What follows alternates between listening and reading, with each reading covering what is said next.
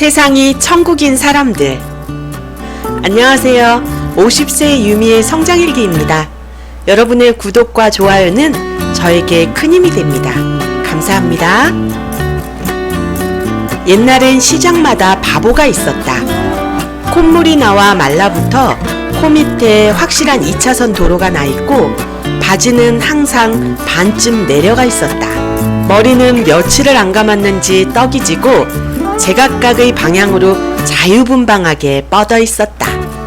때로는 머리에 예쁜 꽃이 꽂혀 있었다. 그리고 그들은 항상 웃고 있었다. 언제나 웃고 있었다. 마트에도 바보가 한두 명씩은 꼭 있다.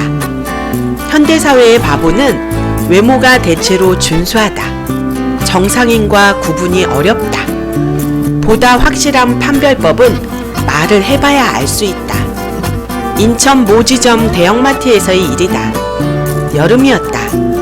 연두색 후드 집업에 검은색 모자를 눌러 쓴 젊은 남자다. 나를 보고 웃었다. 나도 따라 웃었다. 내가 먼저 친절하게 인사를 건넸다. 안녕하세요. 그도 인사를 한다. 안녕. 반말이다. 그때 알았다. 대번에 알았다. 바보다. 계속 반말이다. 이게 뭐야? 어디다 대고 반말이냐고 따질 수도 없었다. 그렇다고 같이 반말을 할 수도 없었다. 같이 반말을 한다는 것은 친밀감의 표현이기 때문이다. 난 계속 존댓말을 했다. 마침 사탕 날이 있었다. 이거 드세요. 냉큼 받아채더니 출구 쪽으로 빠르게 달려갔다. 이제 갔다. 한시름 났다. 행사 첫날인데 성가시게 굴면 어쩌나 걱정했는데 깔끔하게 떨어졌다. 다행이다. 다음날 오후 2시 또 왔다. 역시 반말이다. 안녕. 네, 안녕하세요. 나도 인사했다. 그가 주머니에서 뭘 꺼낸다. 이거 뭐고? 껌이다. 딸기맛 풍선껌이다. 받아들었다. 나도 모르게 반말이 나왔다. 고마워. 진짜 고맙기도 했지만 아기가 없는 착한 바보라고 생각했고 두 번째 보니 친숙한 것도 사실이었다. 그 마트의 점주한테 물어보니 매일 온단다. 아침 저녁으로 온단다. 그들은 동생 대하듯 살갑게 대해주고 있었다. 그날 이후로 우리는 매일 눈도장을 찍었다. 매일 같은 옷이었다. 그러려니 했다. 며칠이 지났다. 밤 9시가 넘었다. 마감이 얼마 안 남은 늦은 시간이라 한가했다. 그가 지나간다. 옷이 바뀌었다. 청바지에 검정색 후드티였다. 난 친구랑 통화 중이었다. 이제는 친숙해서 눈인사만 한다. 그가 내게 다가온다. 그리고 묻는다. 마감 아직 안 했어? 순간 마감이라는 단어를 알고 있다는 그의 지적 능력에 흠칫 놀랐다. 친구와 통화 중이었던 나는 말은 안 하고 고개만 저었다. 내가 그를 본 중에 상태가 가장 멀쩡한 날이었다. 그가 안 가고 앞에 있었다. 얼굴 표정으로 뭐 다른 볼일 있냐고 물었다. 난 계속 통화 중이었다. 그가 입을 열었다. 끝나고 한잔 할래? 하면서 손으로 술잔 꺾는 추임새를 하고 있었다. 기가 막혔다. 순간 욕할 뻔했다. 꺼지라고 손짓을 했다. 계속 통화 중이어서 말로 안 하고 표정으로 욕했다. 그가 도망갔다. 친구가 무슨 일이냐고 물어서 얘기해 줬더니 웃겨 죽는단다. 바보라고 해도 안 믿는다. 다음날 그가 안 보인다. 3일째 안 보인다. 신경이 쓰인다.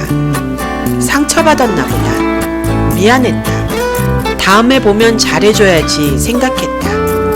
그리고 다음날 그가 나타났다. 4일 만에 출근이다. 연두색 후드 집업에 모자다. 내 앞을 지나간다. 미안했던 마음에 내가 먼저 인사를 했다. 안녕?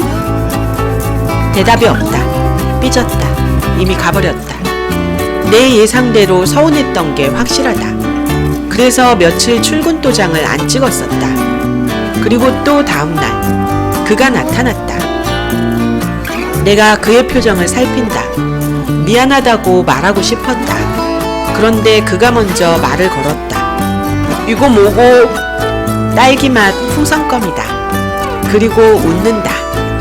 어제 내가 인사를 해줘서 서운한 게 풀렸던 모양이다. 그렇게 우리는 미안하다는 말 대신에 딸기맛 풍선껌을 주고받음으로써 화해를 했다. 그가 가고 나서 생각해봤다. 내 머릿속 옛날 바보들은 언제나 웃고 있었는데 왜 현재의 바보들은 안 웃지? 미소조차 없다. 대부분 무표정하거나 찡그리고 있다. 진짜 바보한테는 이 세상이 천국이어야 한다. 그리고 적어도 내가 어렸을 때 봤던 바보들은 천국에 있는 것처럼 마냥 행복해 보였던 것 같다. 항상 웃고 있었으니까. 그 점이 바보에게는 유일한 축복이라고 생각한다. 그런데 현대사회는 의학기술 발달로 반쯤 바보가 많다. 정상인도 아닌 것이 바보도 아닌 것이 결국은 패배자로 사회 부적응자로 평생을 우울하게 살아갈 수밖에 없는 것이다. 그러니 웃을 수도 없다. 산업문명 발전이 바보들의 유일한 축복인 웃음까지 빼앗아갔구나 생각하니 씁쓸해졌다. 웃음은 없던 복도 불러오고 있는 병도 쫓아낸다고 하는데 우리는 왜 웃으며 살지 못하는 것일까? 내 생각에는 물질 만능주의가 팽배한 현대사회를 살아가면서 남들과 비교하는 마음에서 발생되는 불안감, 질투, 두려움 등의 부정적인 감정이 웃음을 가로막고 있는 것 같다. 부자라서 웃는 것이 아니라 웃어서 부자가 된 사람들이 많다. 일본의 큰 부자로 잘 알려져 있는 사이토 히토리도 세상에서 투자 없이 돈을 벌 수 있는 유일한 방법은 웃음밖에 없다고 하며 웃음의 중요성을 강조했다.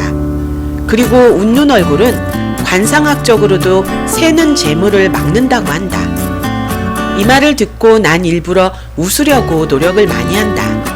그렇게 하다 보니 화가 났다 하더라도 금세 기분이 나아지는 것을 느꼈다. 늘 웃는 것이 좋다는 얘기는 꾸준한 운동은 건강에 좋다라는 말만큼이나 일반적이어서 그 중요성을 잊곤 한다. 웃을 일이 없어서 못 웃는다는 대부분의 사람들을 위해 온 국민이 활짝 웃을 수 있는 캠페인을 마련했으면 좋겠다. 국적도 없는 발렌타인데이, 화이트데이 같은 날은 챙기면서 정작 국민들의 행복과 건강에 중요한 웃음을 챙기는 날이 없다는 것이 아쉽다. 파한대소일, 즉 얼굴이 찢어질 정도로 활짝 웃는 날을 정해놓으면 의식적으로라도 웃고 즐거운 마음이 들지 않을까 생각해본다.